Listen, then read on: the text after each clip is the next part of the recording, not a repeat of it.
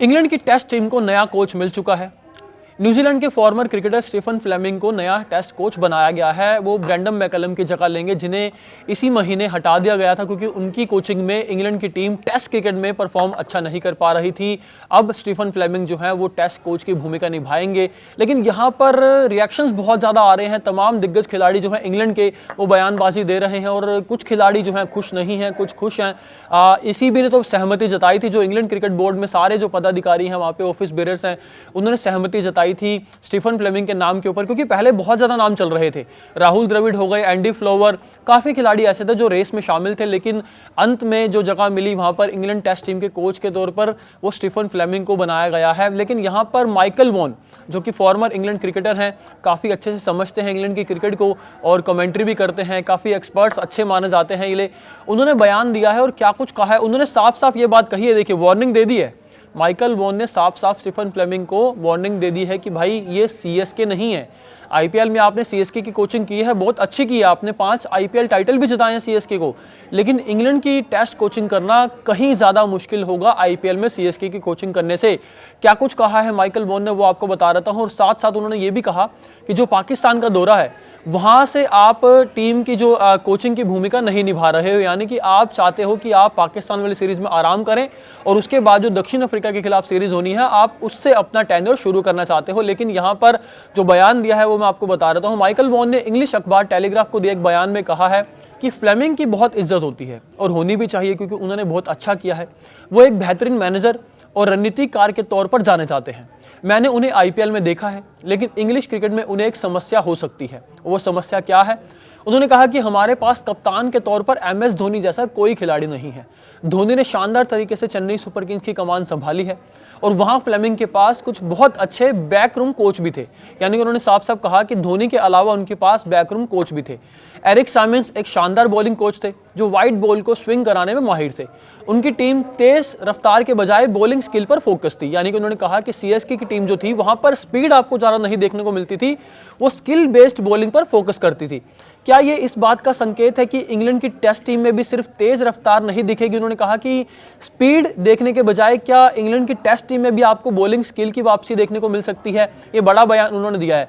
साथ साथ उन्होंने ये भी कहा कि स्टीफन फ्लेमिंग जो हैं उनका जो चयन किया गया है, मैं कहीं ना कहीं उससे थोड़ा बहुत मतलब कंफ्यूजन में हूं, क्योंकि वो साउथ अफ्रीका के खिलाफ जो सीरीज होने वाली है, साउथ अफ्रीका का जो दौरा है इंग्लैंड का बहुत इंपॉर्टेंट दौरा है, क्योंकि आपको WTC फाइनल खेलने के लिए आप जाना चाहते हो, क्योंकि इंग्लैंड जो है एक बार भी WTC फाइनल में नहीं पहुंची है। WTC का मतलब है वर्ल्ड टेस्ट चैंपियनशिप।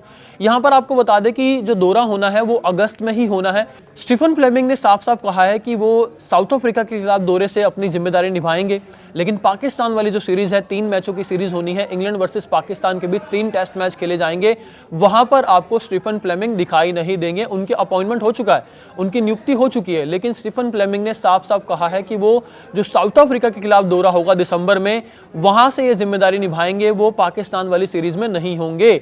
अब यहां पर माइकल वॉन ने क्या कहा? उन्होंने कहा कि उन्हें जो है अपनी शुरुआत इसी दौरे के साथ करनी चाहिए, यानी कि पाकिस्तान के खिलाफ जो 3 मैचों की टेस्ट सीरीज है उसी के साथ उनको टीम के साथ जुड़ जाना चाहिए। इसके लिए उन्होंने क्या वजह भी बताई है?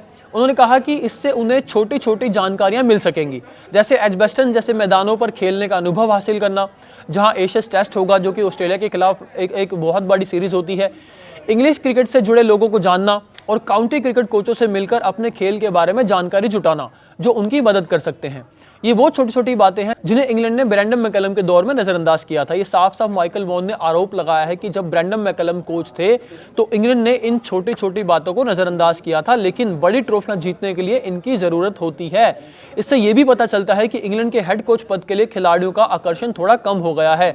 साफ साफ माइकल वॉन ये कहना चाहते हैं कि इंग्लैंड के जो कोचिंग पद को लेके जो बन रहे हैं उम्मीदवार, स्टीफन फ्लेमिंग का नाम आया क्योंकि वो तो बन चुके हैं, उससे पहले राहुल द्रविड़ का नाम आया था, एंडी फ्लोवर का नाम आया था। उन्होंने कहा कि इंग्लैंड का कोच बनने के लिए जो बाकी उम्मीदवार हैं उनका थोड़ा आकर्षण कम हुआ है, यानी कि इतना इंटरेस्ट नहीं रह गया है। इसकी वजह क्या है? उन्होंने ये भी कहा कि जो कोच हैं वो मतलब पहले दौरे से काम नहीं शुरू करना चाहते हैं।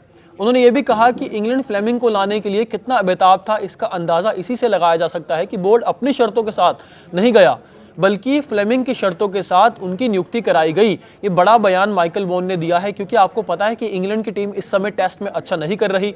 न्यूजीलैंड ने उनको घर पर 2-0 से हरा दिया और इंग्लैंड की टीम जो इंडिया के खिलाफ सीरीज हुई थी वो भी जीतने में नाकाम रही थी, जबकि इंडिया की टीम ट्रांजिशन फेज से गुजर रही थी। वहां पर शुभमन गिल कैप्टन थे, वो भी सीरीज 2-2 से ड्रॉ रही थी, लेकिन वो जीत नहीं पाए थे और उसके बाद न्यूजीलैंड के खिलाफ उनको हार का सामना करना पड़ा और इसी वजह से ब्रेंडन मैकलम को हटाकर स्टीफन फ्लेमिंग की नियुक्ति कराई गई है, जो कि सीएसके के साथ 17 सालों से थे। आईपीएल में उन्होंने काफी अच्छा कोचिंग करियर उनका रहा है, 5 आईपीएल टाइटल जिताए, 2 चैंपियंस लीग खिताब जिताए, लेकिन यहां पर माइकल वॉन ने उनको वार्निंग दी है कि भाई ये सीएसके की नहीं है, ये आईपीएल नहीं है, आपके पास धोनी जैसा कप्तान नहीं होगा। जो रूट को नया कप्तान बनाया गया है टेस्ट का, और जो रूट और एमएस धोनी में बहुत बड़ा फर्क है, काफी फर्क है। एमएस धोनी को अगर आप देखेंगे तो वो कैप्टन कूल है और उनकी जिस तरीके से दिमाग उनका चलता है वैसा शायद किसी का नहीं चलता है। लेकिन दोस्तों आपको क्या लगता है, जो माइकल वॉन ने ये चीज कही है, क्या ये सही है? स्टीफन फ्लेमिंग जो आपको लगता है कि क्या थोड़ा ढीला रवैया अपना रहे हैं, पाकिस्तान वाली सीरीज है, क्या उन्हें उसी के साथ अपना कार्यकाल शुरू कर देना चाहिए था, या फिर उन्होंने जो थोड़ा रेस्ट लेने, ब्रेक लेने का जो फैसला लिया है, क्या वो सही है? कमेंट बॉक्स में अपनी राय जरूर दें।